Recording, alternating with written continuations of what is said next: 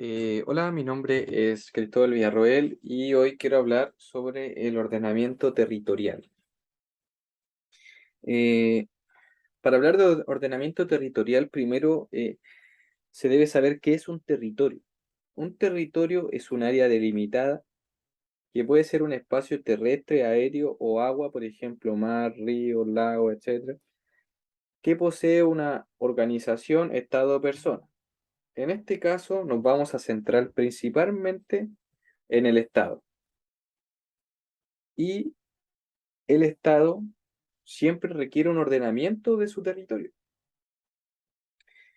Por esto es que el Estado interviene y establece lineamientos y directrices para el uso de ese territorio y además el aprovechamiento de los recursos de acuerdo al interés social.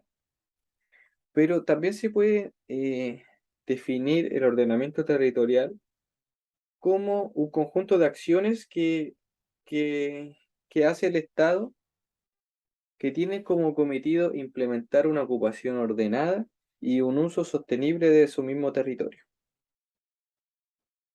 Eh, este territorio, hablando de Estado de Chile, eh, también está delimitado. Existen dos tipos de territorio, por así decirlo, dentro de acá. Una de las tantas subdivisiones, porque también tenemos la división de las regiones, comunas, pero están las zonas urbanas y las zonas rurales. Las zonas urbanas son principalmente, o son, sí o sí, las que están dentro del límite urbano. Y la rural es toda la que está fuera del límite urbano. Pero ahora nos centraremos en el ordenamiento territorial a nivel urbano y posteriormente veremos el ordenamiento a nivel rural. Eh, a nivel eh, urbano, el organismo rector que ve esto, que ve el ordenamiento del territorio urbano, es el Ministerio de Vivienda y Urbanismo el mismo. Y este lo hace también mediante leyes y normas, que es la Ley General de Urbanismo y Construcciones y la Ordenanza General de Urbanismo y Construcciones. Pero además de todo esto, tenemos instrumentos que orientan y regulan cómo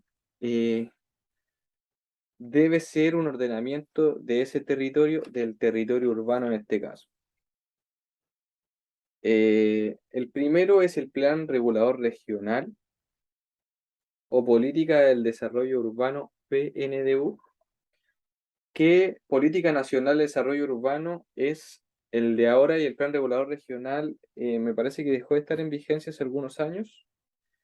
Eh, Principalmente su función es orientar para poder conducir el crecimiento de los asentamientos humanos a nivel macro. ¿Cuál es su área de influencia? Su área de influencia es en toda la nación. ¿Quién elabora el PNDU? Es la Comisión Interministerial de Ciudad, Vivienda y Territorio. ¿Y quién tiene que aprobar esta política nacional de desarrollo urbano? La tiene que aprobar solamente el presidente. Después viene el Plan Regulador Intercomunal, el PRI, que su función también es orientar, pero orienta el desarrollo físico de los centros urbanos intercomunales. ¿Cuáles son estos centros urbanos intercomunales? Pueden ser, por ejemplo, una universidad, un estadio, eh, un mall, por ejemplo, es donde va gente de diferentes comunas y se juntan ahí. Esos son principalmente los centros urbanos intercomunales.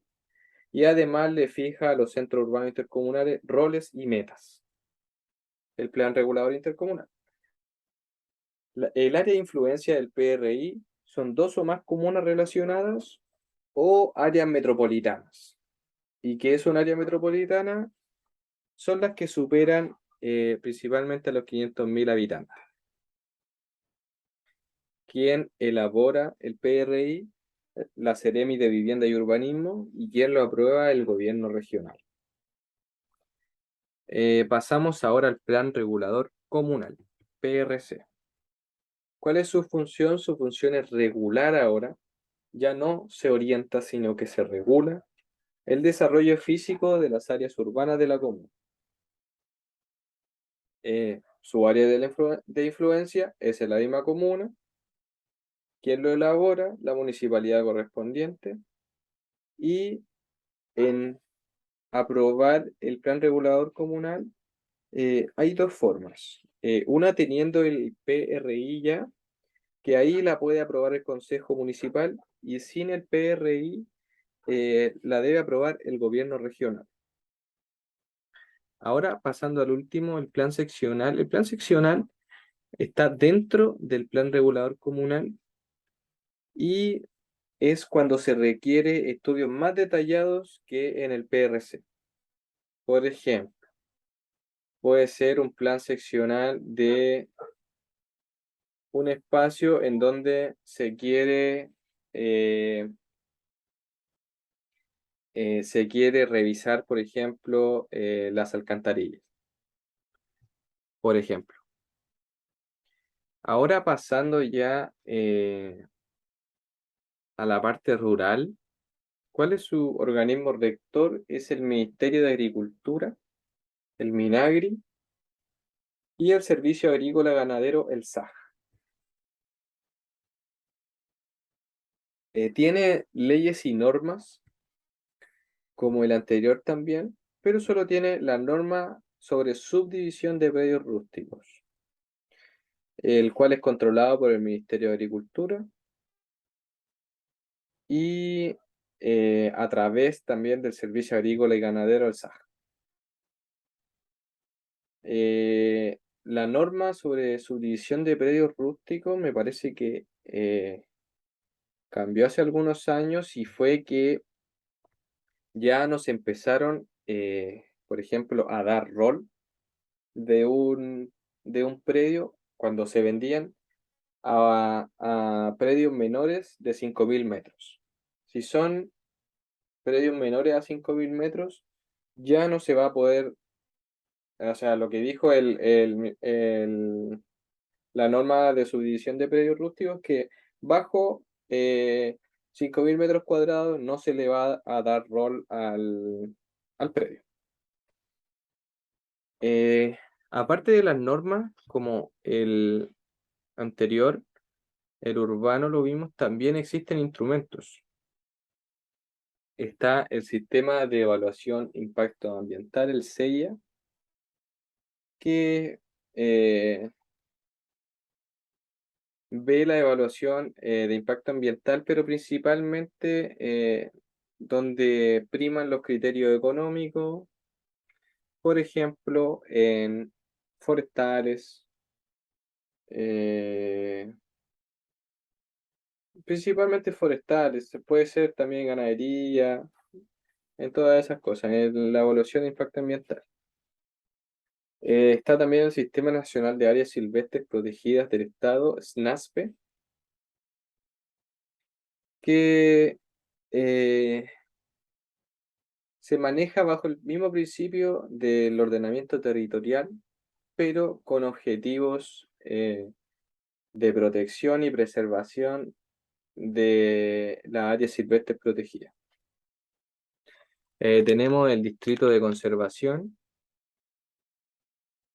que se dispone para conservar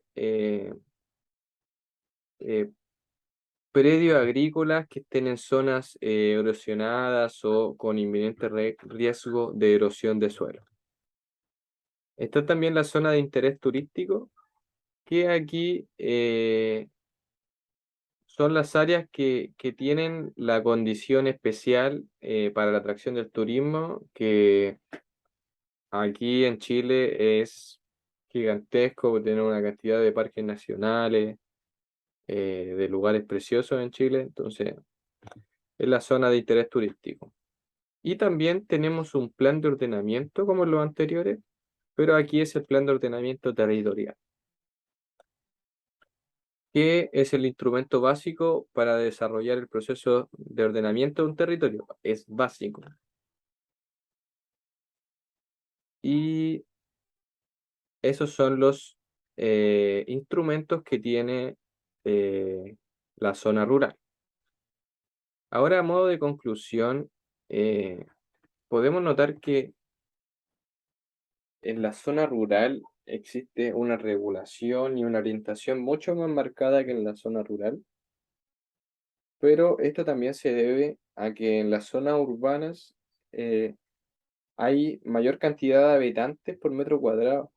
Entonces, se requiere una regulación mucho más exacta que en una zona rural, que hay mucha menos gente, muchas menos construcciones además, y todo lo que eso conlleva.